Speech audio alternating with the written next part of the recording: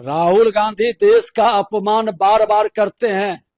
संविधान के किताब लेकर के नाटक करेंगे, नौटंकी करेंगे, संवैधानिक संस्था पर प्रश्न उठा करके संवैधानिक संस्था को तार तार करेंगे। धिक्कार है ऐसे दोहरे चरित्र के, मानसिकता के नेता प्रतिपक्ष, देश के जो अपने देश को अपमानित कर रहे हैं, अपने संवैधानिक संस्था पर प्रश्न उठाए, जिनको संविधान में विश्वास नहीं, ये उस पद के योग्य नहीं है।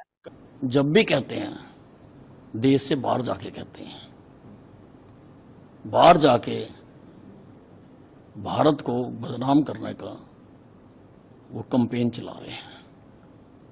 जहां जहां जिस विदेश में गए हैं वो हिंदुस्तान की निंदा करते हैं। यहां खड़े होकर भी तो बोल सकते हैं, लोकसभा के सदस्य हैं, लोकसभा में भी खड़े होकर बोल सकते हैं। जहां पे कई के दिन जाते नहीं है वो और उनको अवसर मिलता है वहां पर। ये तो हैरानगी तो ये बात पर होती है कि वो हिंदुस्तान को अपनी भारत माता भी मानते हैं या नहीं मानते हैं, जो बाहर जाके हर बार ये निंदा करते हैं। देखिए, मोदी जी और एनडीए के लोग जो देश के खिलाफ बात बोलते हैं, उनसे तो जरूर रुस्फुनगर की तरह से रहेंगे, जीत लेंगे। इसलिए कि उनके नेता राहुल गांधी विदेश में जाते हैं और हिंदुस्तान की बदनामी करते हैं। तो स्वाभाविक है कि वैसे आदमी को हम लोग समझते हैं कि वो देश के हित के लायक नहीं है, पार्टी चलाने लायक नहीं है। देश में कुछ भी हो सकता है, हम आपस में लड़ सकते हैं, कमी बेसी हो सकती है, लेकिन घर की बात तो विदेश में जाके कहने का क्या उचित है। अब एक फरमान है जिसमें उन्होंने कहा है, तो मल्लिकार्जुन जो से कहते हैं, उल्टी उन्हीं पर यह बात होती है कि वो लोग देश के हित नहीं चाहते हैं और काम कर रहे हैं सिर्फ कि कैसों प्रधानमंत्री का पद हमको मिल जाए। इसके अलावा कोई है उन लोगों के पास मसौदा? आज प्रधानमंत्री जी देखिए, कल इंडिया राइजिंग में बात कर रहे थे 2 दिन पहले कि हिंदुस्तान को 11वां पोजीशन से आज 5वां पोजीशन पहुंचा दिया। 27 तक के 28 तक के भारत संसार का तीसरा अर्थव्यवस्था हो जाएगी। 2047 जाते जाते भारत संसार का अगुआ राज में हो जाएगा।